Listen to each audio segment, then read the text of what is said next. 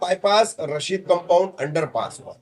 25 मई को दुर्घटना हुई थी। पहले एक व्यक्ति की मौत हुई, फिर दूसरे व्यक्ति की अस्पताल के दौरान मौत। मगर अभी तक उस दुर्घटना स्थल को वैसे के वैसे एमएमआरडीए ने छोड़ा है, एसएमसी कंपनी ने छोड़ा है, और आपकी पार्टी की तरफ से उस पर कड़ा आंदोलन करने की चेतावनी भी दी गई थी। उसको भी कोई घास नहीं डाली है एमएमआरडीए ने और कंपनी ने। तो अब अगला कदम क्या रहेगा आपका एनसीपी शरद पवार ग्रुप का? जिस बाईपास को आप बाईपास कहते हैं उसे शमीम खान खूनी बाईपास कहता है, और इस खूनी बाईपास ने अब तक सैकड़ों लोगों की जान ले ली है। बहुत सारे ऐसे भी हादसे हुए हैं इस हादसे के पहले कि कंटेनर जा रहा है, बाइक आई घुस गई, वो 2 बच्चे मर गए। सुरक्षा दीवार बैरिकेडिंग वाल नहीं थी। मैं मेरे कार्यकाल के बाद बताऊं आपके माध्यम से, आप तमाम पत्रकार भाई लोग इसकी विटनेस है कि मैं जब समाजवादी पार्टी में था, अनवर भाई, जब से लेकर के मैं मुमरा बाईपास के, मैं मतलब हम सब साथी मिल करके हम लोगों ने समाजवादी पार्टी से लेकर के हम लोगों ने इसका प्रोटेस्ट का ऐलान करके और कई बार वहां पे जन आक्रोश आंदोलन भी किए हैं। इसकी गवाह आप खुद पत्रकार भाई लोग हैं। उसके बाद आगे के हिस्से में बैरिकेडिंग वाल बनाई गई, सुरक्षा दीवार बनाई गई, बहुत सारे काम हुए। लेकिन ये जो हादसा हुआ, ये बहुत दर्दनाक हादसा हुआ है। ये एमएमआरडीए की ये पूरी फेलियर है।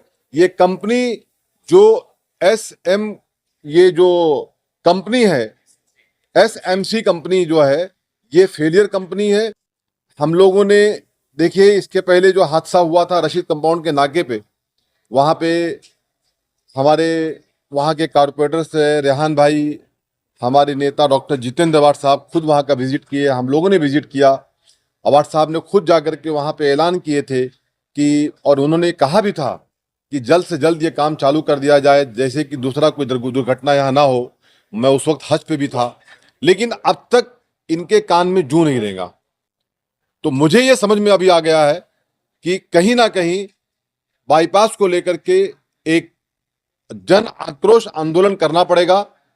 मैं आपके माध्यम से, मीडिया के माध्यम से सबसे पहले ये कहना चाहता हूं कि हमने एक खत कलेक्टर साहब को भी दिया है, शोएब भाई जी, और हमने एक खत एमएमआरडीए को भी दिया है, लेकिन अब तक कोई काम स्टार्ट नहीं हुआ है। जो टोल नाका है, टोल नाके के पास जहां ये दुर्घटना हुई थी, जहां पे एक जाहिद भाई का इंतकाल हुआ था, एक लाल मोहम्मद भाई का इंतकाल हुआ था इस दुर्घटना के अंदर। अल्लाह का एहसान है कि वो जब गाड़ी नीचे आई थी तो वहां पे आवाम और नहीं थी, नहीं तो शायद सैकड़ों लोगों की जान, रफीक भाई, वहां चली गई होती।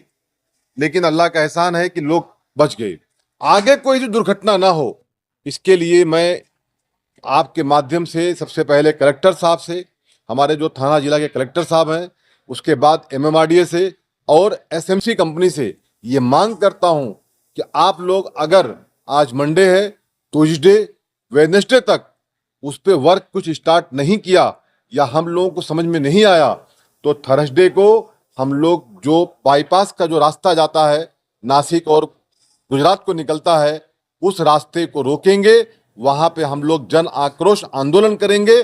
डॉक्टर जितेंद्र अवार्ड साहब, सैयद अली अशरफ भाई साहब, शानू भाई, रेहान भाई, इन सब के नेतृत्व में इनके मिलकर के हम लोग वहां पे प्रोटेस्ट करेंगे।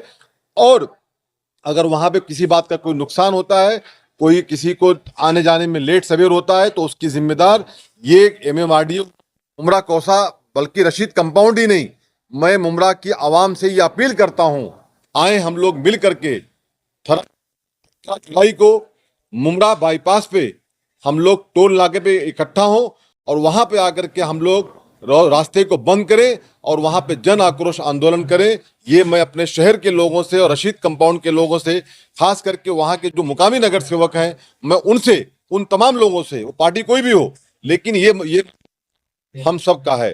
ये जो लोग मर गए, जब मैं इनके घर पे गया था तो मुझे आज भी याद है, इनकी इस फैमिली को हम लोगों ने 1 लाख रुपए का चेक दिया था।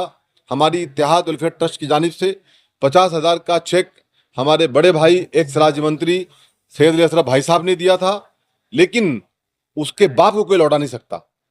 जो मासूम बच्चे थे ना, उसके बाप को कोई लौटा नहीं सकता। तो आए हम सब मिलकर के मुकाबला करें और इनको मजबूर करें कि आपको काम चालू करना पड़ेगा, बैरिकेडिंग वाल, सुरक्षा दीवार बनानी पड़ेगी। यही मैं आपके माध्यम से मांग करता हूं।